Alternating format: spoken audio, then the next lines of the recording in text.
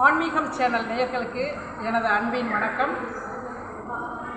இப்போ நான் நின்று கொண்டிருக்கின்ற இடம் சோழவள நாட்டின் தலைநகரமாம் தஞ்சை தரணியிலிருந்து சுமார் 5 கிலோமீட்டர் கிழக்கே உள்ள உலக பிரசித்தி பெற்ற புன்னைநல்லூர் மாரியம்மன் ஆலயம். இந்த ஆலயம் மன்னர் சரபோஜி மன்னர் அவர்களால் கட்டப்பட்டது. வாருங்கள், ஆலயத்தினுடைய உள்பகுதியில் நின்று கொண்டிருக்கின்றேன்.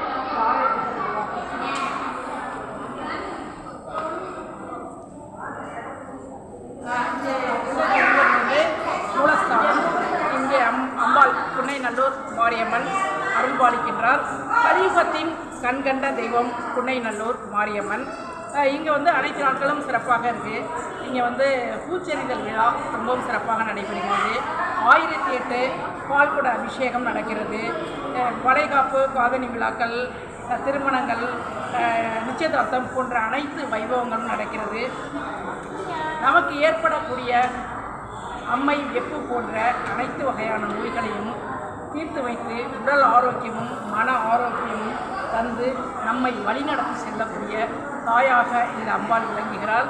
நான் கடந்த 9 ஆண்டு காலமாக புன்னைநல்லூர் மாரியம்மன் கோயிலுக்கு மாதம் ஒரு முறையாவது நான் இங்கே வழிபடுகிறேன். வாருங்கள், ஆலயத்திலே செல்லலாம்.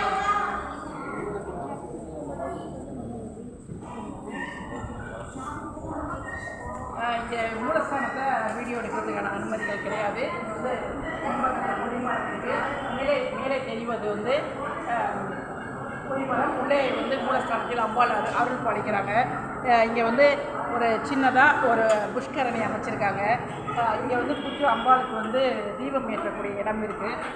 மிகச்சிறப்பான இந்த ஆலயம் அனைவரும் அதாவது நமக்கு உடம்புல கை காலில் ஏதாவது ஆக்சிடெண்ட் போன்ற சம்பவங்கள் எதுவும் நடைபெறாமல் இருப்பதற்கு இங்கே விற்கக்கூடிய கால் கை போன்ற உருவங்களை வாங்கி அம்பாளுக்கு சாத்தி மனமுருக நாம் பிரார்த்தனை செய்யும் பொழுது நமக்கு ஏற்படக்கூடிய அனைத்து நோய்களும் நீங்கிவிடும். அப்படியே ஆலயத்தை ஒரு கிளான்ஸ் எடுத்துருங்க. அப்படியே எல்லாமே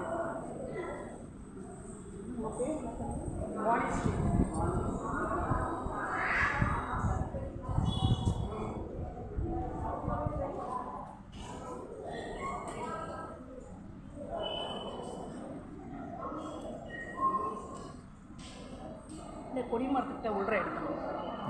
ஒரு கிளான்ஸ் அப்படியே இங்கே இருந்து அப்படியே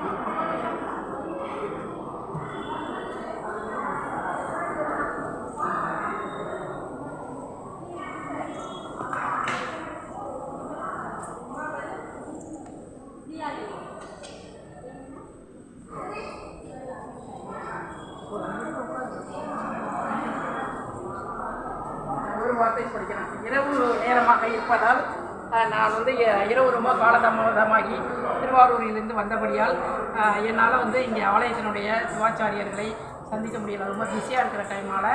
அதனால் மறுபேட்டியின் போது ஆலய சிவாச்சாரியர் அவர்கள் இடமிருந்து பேட்டியை பெற்றுக்கொள்கிறேன்.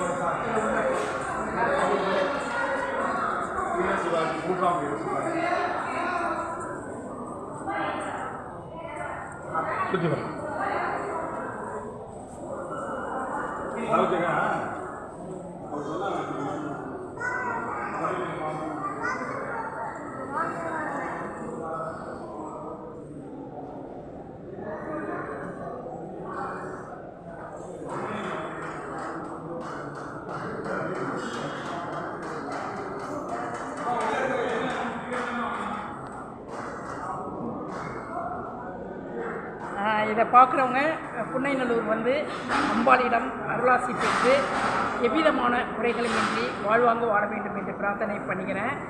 இதை பார்க்குறவங்க ஒரு லைக்கு, ஷேரு, சப்ஸ்கிரைப் பண்ணணும். நன்றி.